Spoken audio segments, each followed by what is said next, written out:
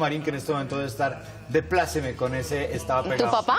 Mi papá, claro. ¿Ah, sí? Sí, le puse título de doctor y todo. No, pues eso Que veo. le contaba yo ahorita a Carolina que Daniel Santos era como el J Balvin de mi papá. Le gustaba mucho, le gusta mucho la música de Ah. mi papá. Yo crecí oyendo música de dos cantantes todo el tiempo en mi casa. Uno, Panchito Risset, y otro, Daniel Santos. Ah, bueno, y muchas amas de casa también deben estar matadas y fascinadas con este recuerdito que les pusimos en el día de ¿A hoy. usted no le tocó esa música? No, ¿cierto, pero Carolina? ni por ahí, imagínese. Pero es raro porque en Cali también se oía mucho bolero.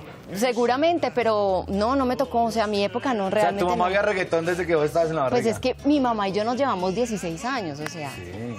muy joven. Por eso tú creciste oyendo reggaetón desde la barriga. Sí. Muy bien, eso es importante, Carolina, porque eso fue fundamental para que se te formaran tus creencias. En mi adolescencia. Exactamente. Así es. Y yo quise traer hoy, pues es que ya no le podemos decir un invitado, sino que fui a la oficina, Carlos nos acompaña un momentico, Carlos Alberto Maldonado, a quien tenemos esta mañana, nuestro experto en programación neurolingüística, Muy bien, buenos días. para que habláramos un poquito de eso, cómo se crean cómo empiezan a generarse esas creencias en los adolescentes. Bueno, buenos días a los televidentes, buenos días a ustedes dos. Mira, hemos hablado a lo largo de muchos programas sobre programación neurolingüística, sobre el uso, pero es importante, y más que nos vamos a meter un poquito en el tema de adolescentes, cómo se generan las creencias en el cerebro. Luego, esta información es muy importante para aquellas personas que tienen hijos, para los que planean tenerlos. De todo lo que nosotros tenemos como creencias en el cerebro, imagínate que el 70% de esas creencias se generan en el vientre materno. Desde ahí empieza todo. Desde ahí empieza todo. Desde ahí Carolina salió reggaetonera. Ya, desde ahí salió Ah, ya. reggaetonero. Hay personas que consideran que el bebé empieza a sentir o a pensar cuando sale de la barriguita de la mamá. Cero. Desde el momento que está dentro de la barriguita, ya empiezan las creencias, ya empiezan los programas a partir de toda la comunicación. Pues perdón, Carlos, que lo interrumpa, pero hace poco tuvimos una invitada, no recuerdo su nombre, pero nos contó que, creo que fue... ¿Teresa? Teresa, que vino el viernes. Teresa de Descodificación. Exacto, Ah, de sí. descodificación, que nos contó que había tenido una paciente que había descubierto que a ella no la querían cuando Claro estaba que sí. en el vientre. Es que imagínate, Marín, una mujer, el ejemplo puede sonar un poquito crudo, pero es más real de lo que la gente piensa. Imagínate una mujer que se entere que está embarazada y su primera comunicación sea no te quiero tener. Eso es un programa de rechazo demasiado fuerte y desde ahí empieza todo lo que contaba Teresa ese día de programas al respecto. Entonces, si hay televidentes que nos están viendo que están embarazadas o hay gente que está al lado de mujeres embarazadas o quien planee estarlo, por favor tenga cuidado con su comunicación, porque desde ahí ya parten las creencias. Imagínate una mujer embarazada que se la pase peleando con su pareja. Todas esas comunicaciones y todas esas peleas pues van a nuestro cerebro y van a generar creencias. 70% es lo que tenemos desde ahí. Y también, yo no sé si, bueno, no soy yo el único, y es muy común hoy en día oír a las personas, oírnos decir, esos niños de hoy en día vienen Con otro muy chip. Con un chip diferente. De pronto es porque hoy en día, desde que los niños están en el vientre, Correcto. hay un trabajo que se Ya está hay, haciendo. ya hay un programa diferente. De hecho, el 25% de las creencias, o sea, vamos en 95, se generan de los 0 a los 7 años. Fíjense que en esa edad el cerebro de un niño es una esponja. Todo lo que usted le diga, todo lo toma como cierto, sin juzgarlo, sin criticar, sin dudarlo. Dígale a un niño de 5 años que salte y el niño va a saltar. Dígale a uno de 40 que salta y el de 40 le va a decir, ¿por qué no salta usted? ¿Qué le pasa? ¿Qué sé yo? Como Sí, es que los niños de 40 somos somos complicados. complejos, Somos. Somos Por muy eso dice que complejos. somos complicados. Pero en esa edad hay una esponja total. Por eso, pues cuando a un niño le dicen cosas como el ratón Pérez, no lo juzga. Después se entera de cosas, pero finalmente no lo juzga en ese momento. Luego, la comunicación que hay que tener en esa edad con un niño es fundamental, porque fíjate que ya vamos en un 95%. Solamente el 5% de nuestras creencias, de lo que hay en nuestro cerebro, se genera de ahí en adelante.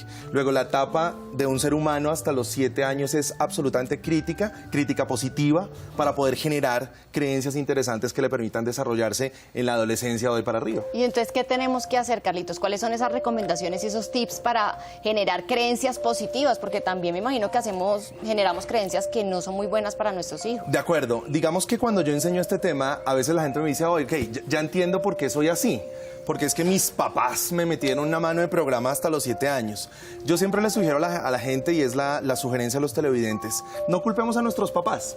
Nuestros papás hicieron lo que podían con la información que tenían. Claro. Y lo que decían lo hacían bajo el concepto del amor. Eso incluye la chancleta, no importa.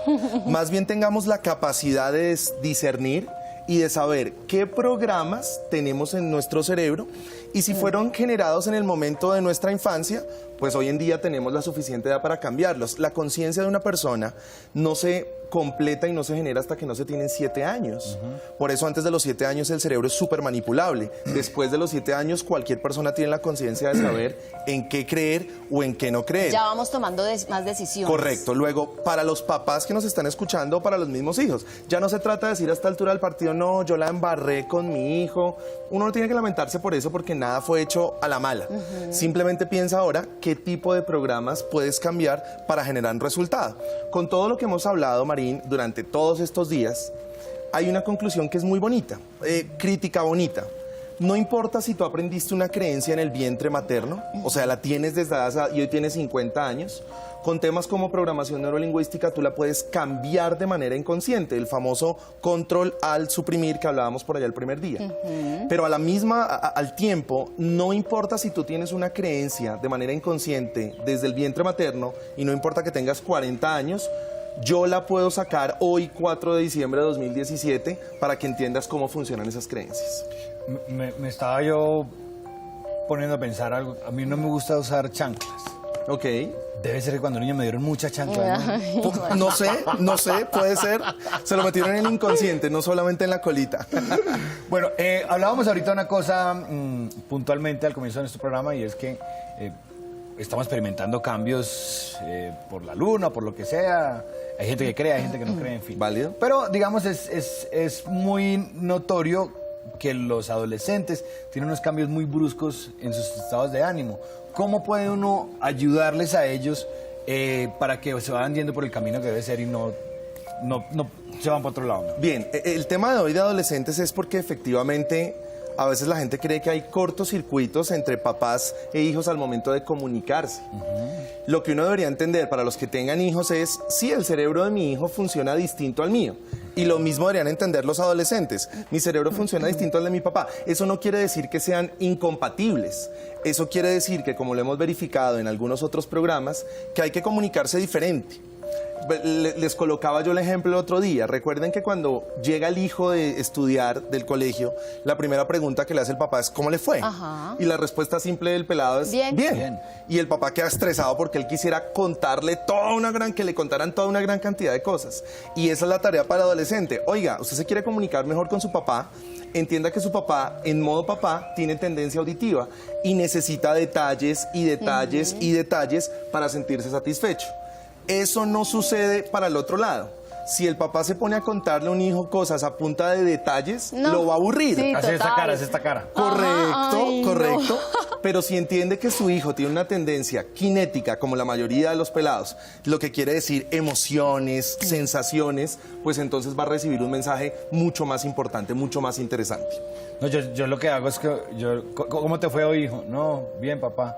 Y yo, ¿pero qué hicieron? Nada, todo bien. Todo bien. Entonces yo no, me llevo, leo una cosita de limpieza y Carolina, y ahí tampoco se me conecta. No, Marín. Pero No, entonces, mentiras, pero mire que a raíz de lo que hablamos con Carlos ese día, yo entendí, porque para nosotros los papás es frustrante eso. Sí, claro. Y yo lo hablo muchas veces con otros papás, como, y a usted le pasa también con su hijo que no hace nada en el colegio, pero ¿qué hicieron? O sea, papá, pues ¿qué hacen en el colegio? Lo que hace todo el mundo en el colegio, y uno como que, perdón. Claro. Hace sentir a uno como, uy, yo como soy esa bobo, pregunta, ¿no? ¿qué? Sí. Muy bien. Carlitos, yo te quería preguntar, pero tenemos que tener como algunas frases claras que de pronto podamos ir manejando para que esa comunicación vaya siendo como asertiva y crear unas buenas creencias. Hay algunas frases que podamos utilizar porque nosotros los papás muchas veces somos, no te montes ahí porque te vas a caer. Entonces, Correcto. por ejemplo, eso está mal. ¿Se acuerdan lo que hablaban con Douglas el viernes? Esas exacto. frases. La primera frase es que si ustedes se ubican en un juego, cuando la gente y los papás le enseñan a los hijos acerca de los juegos, les dicen que en un juego hay ganadores y perdedores. Sí. Y ya te quedas con una programación de perdedores. Luego, si no quedaste de primero, perdiste.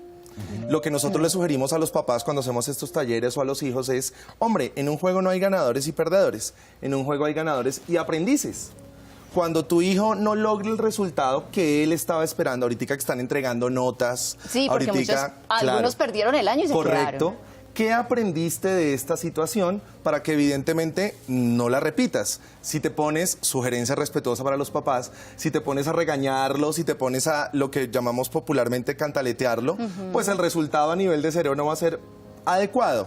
¿Qué aprendiste de la situación? ¿Qué aprendiste de lo que te acabó de pasar para que tu cerebro genere conexiones distintas? Es distinto para el cerebro perder que aprender. Son dos cosas completamente pero diferentes. eso también es un trabajo duro para los papás, porque imagínese que le pierda el año a uno el hijo, de verdad que uno se le sale la cantaleta, pues. No, porque uno siente que el error fue uno.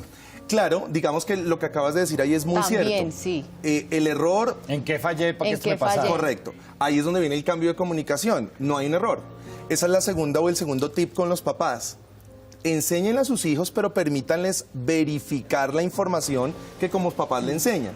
A veces me han llegado papás que me dicen, quiero que atiendas a mi nené. ¿Cuántos años tiene tu nené? 40. O sea, Así es mi mamá. ¿De acuerdo? Mi mamá una vez me enfermé y yo, ay, doctor, siga que el niño está muy maluco. Y el niño entra y dice, disculpe, estoy buscando a mi marido así. Y yo, "Soy ay, yo". no, qué pena. Claro, pero fíjate que los papás tienen un sentido de proteccionismo porque tal vez sus crianzas cuando les tocó, sus papás los protegían demasiado.